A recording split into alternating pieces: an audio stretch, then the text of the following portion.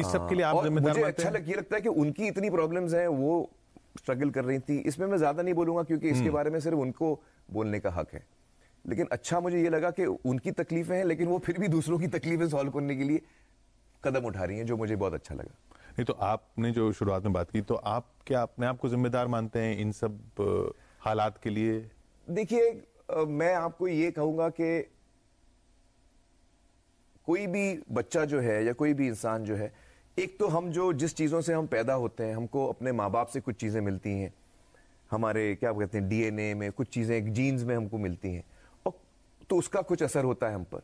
लेकिन सिर्फ वो असर नहीं होता, उसके साथ साथ हमारा जो इर्द गिर्द जो एटमोसफियर है, जो लोग हैं जिनके साथ हम बड़े होते हैं, जो हमारे दोस्त हैं, माँ बाप सबसे इंपॉर्टेंट है उसमें, फिर हमारे दोस्त, हमारे टीचर्स, वो जो माहौल है हमारे इर्द गिर्द, उसका भी असर होता है। तो मैं जो कुछ भी हूं वो उस माहौल का प्रोडक्ट हूं, और अपना जो जीन्स या डीएनए लेके मैं पैदा हूं उसका असर है मुझ पे। तो इन दोनों का असर होता है। तो यकीनन मेरा जो एब्सेंस है अपनी फैमिली के साथ, मैं ये नहीं कहूंगा कि मैं बिल्कुल नहीं था। मैं बहुत मोहब्बती हूं, तो मेरा रिश्ता बहुत अच्छा है मेरे बच्चों के साथ, किरण जी के साथ, रीना जी के साथ, मेरे पेरेंट्स, मेरे सिबलिंग्स, उनके पेरेंट्स, मैं सबके साथ मेरा रिश्ता बहुत अच्छा इसलिए है क्योंकि वक्त मेरे पास कम था, लेकिन मैं मोहब्बती इंसान हूं, तो मैं टोटली एब्सेंट था ऐसा भी नहीं है। लेकिन जो मुझे लगता है मैंने बहुत कुछ खोया है उसमें, जो मेरा ध्यान नहीं था, मैं वो कह रहा हूं, मेरा ध्यान नहीं था। मेरा ध्यान फिल्मों में था, मेरा ध्यान मेरे किरदारों में, मेरे कैरेक्टर्स में, जो फिल्म में जो चैलेंजेस आते हैं उस पर मेरा ध्यान था। और वो बात मुझे लगती है कि अगर मतलब मैं इस चीज को मुझे महसूस होता है कि मैं अगर होता तो यकीनन चीजें अलग होती, वैसे तो नहीं होती जो जैसे अभी हैं।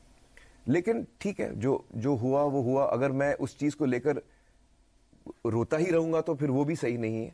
एक दफा आपको रियलाइजेशन हो जाता है, फिर आपको उस पर कदम भी उठाने पड़ते हैं। आजाद के साथ कुछ इसका? आजाद अभी 10 साल का है, तो मुझे, जैसे हम लोग जो वक्त की बात कर रहे थे, तो मुझे रियलाइज हुआ कि आजाद जो है वो अभी 10 साल का है, 2-3 साल और हैं उसके बचपन के, तो वो मैं पूरी तरह एंजॉय करना चाहूंगा।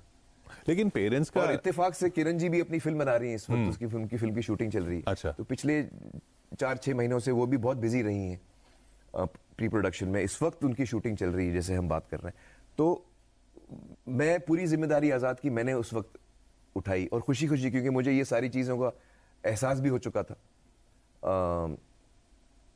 तो जो अंग्रेजी में हम कहते हैं प्राइमरी पेरेंट, जो मेन पेरेंट होता है वो, क्योंकि किरण जी बिजी थी, जब मैं बिजी होता हूं तो वो थी प्राइमरी पेरेंट। अब जब वो बिजी फिल्म बना रही हैं तो मैं प्राइमरी पेरेंट बन के मैं आजाद को रोज सुलाना, स्कूल उठाना, स्कूल ले जाना, उसका होमवर्क चेक करना, वो सारी चीजें जो बाकी पेरेंट्स के साथ उनके प्ले डेट्स ऑर्गेनाइज करना, वो सब अब मैं हैंडल करता हूँ।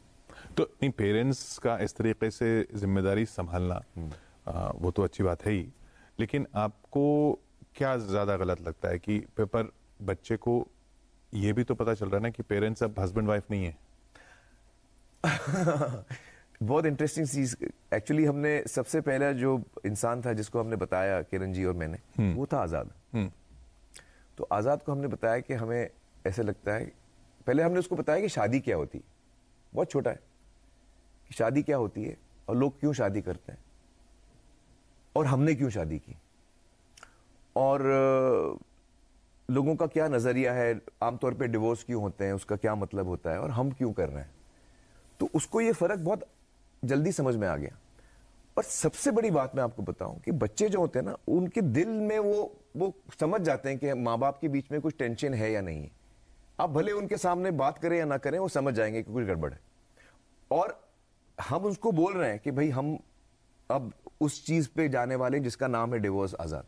और उसको चिंता नहीं हो रही है, क्योंकि उसको हमसे फील नहीं हो रहा है कि हम अलग हो रहे हैं। उसको वाकई दिल में फील नहीं हो रहा है। तो उसने बोला तो प्रॉब्लम क्या है, उसने हमसे पूछा। तो हमने कहा नहीं, लोग डिस्टर्ब होंगे, वो शायद उनको लगेगा। तो ये सब तो कुछ चेंज नहीं हो रहा है, हम ऐसे ही रहेंगे। हमने कहा हाँ, हम ऐसे ही रहेंगे। एक्चुअली मैं आपको बताऊं, किरण जी और हमने, क्योंकि हम लोगों ने पहले इसके बारे में बातचीत की थी, तो हमने जब एक फ्लैट है किरण जी का ऊपर है, मैं नीचे हूं, तो हमने सोचा था कि हम हम लोग रेंटेड जगह पे रह रहे थे पहले, बिल्डिंग का रिपेयर चल रहा था, तो हमने ये डिसाइड किया जब हम वापस जाएंगे अपने पुराने घर में, तो घर तो एक तरह से एक ही है, वो ऊपर है मैं नीचे हूं, तो हम लोग अलग अलग बेडरूम्स बना के, ताकि एक आज़ाद को एक फीलिंग आ जाए कि ये पूरा जो है एक ही घर है। मैं कभी इस मम्मी के बेडरूम में हूँ, कभी पापा ऊपर आ जाते हैं, मम्मी नीचे आ जाती हैं, तो वो 1.5 साल 2 साल तक वो एक उसने एक्सपीरियंस किया, क्योंकि हम इससे ज्यादा अलग नहीं होने वाले सिर्फ ऊपर नीचे होने वाले, तो उसको हमने पहले वो एक्सपीरियंस करा दिया कि भाई ये जिंदगी है हमारी, और उसको फील भी नहीं हुआ क्योंकि हम साथ में ही रहते थे हमेशा। तो फिर जब उसको हमने बताया तो उसने बोला तो इसमें चेंज क्या होगा? उसने बोला कुछ इसमें चेंज नहीं होगा, जैसे 2 साल से हम रह रहे हैं वैसे ही हो। तो उसने बोला तो फिर इसमें प्रॉब्लम क्या है? तो हमने बोला प्रॉब्लम ऐसे नहीं है, ये है कि शायद लोग आपसे बात करेंगे, लोगों को फिक्र होगी। तो actually I would like to say touchwood के आज़ाद हैज, क्योंकि उसको पता है कि हम कितना एक दूसरे को प्यार करते हैं और एक दूसरे की हमारे दिल में कितनी इज्जत है, बच्चे को फौरन समझ में आता है, उसको आप बेवकूफ़ नहीं बना सकते। तो वो रिलैक्स्ड है और उसकी हमें चिंता थी जिसको हम अहमियत दे रहे थे, और I am very happy that he is understanding.